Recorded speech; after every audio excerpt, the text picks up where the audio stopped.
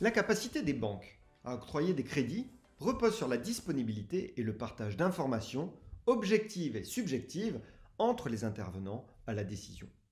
La délégation, comprise comme le contrat qui autorise un collaborateur de la banque à décider en son nom, joue alors un rôle clé dans l'engagement financier de la banque et plus globalement dans la qualité de son portefeuille de crédit. Le conseiller, en relation directe avec le client, est a priori le mieux placé pour collecter l'information décisionnelle. Toutefois, une partie de cette information reste difficilement transmissible en raison de son caractère informel et subjectif. La possibilité de valoriser pleinement cette information ne sera possible qu'en augmentant son pouvoir décisionnel. Une telle délégation renforce cependant les risques de manipulation informationnelle, voire de défaut du conseiller, exposant la banque à des risques d'agence.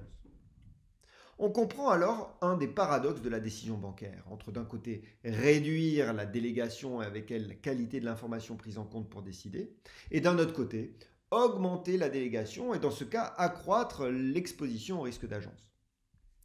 Pour sortir de ce dilemme, une grille de délégation, ou schéma délégataire, identifie les pouvoirs des intervenants en fonction des profils et des demandes des débiteurs. Le pouvoir de signature est délégué strate par strate, généralement en fonction du niveau hiérarchique. Le délégataire hérite ainsi du pouvoir du niveau supérieur avec néanmoins des limites définies dans le cadre de la politique de crédit de la banque en termes de montant de financement et d'exposition au risque. Lorsque le financement dépasse les limites du conseiller ou du directeur d'agence, il remonte au niveau supérieur de délégation qui pourra être sectoriel ou régional.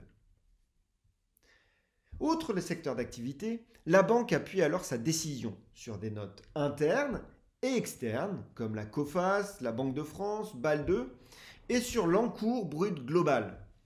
À chaque niveau de notation est associé un montant et un niveau de centralisation de la décision.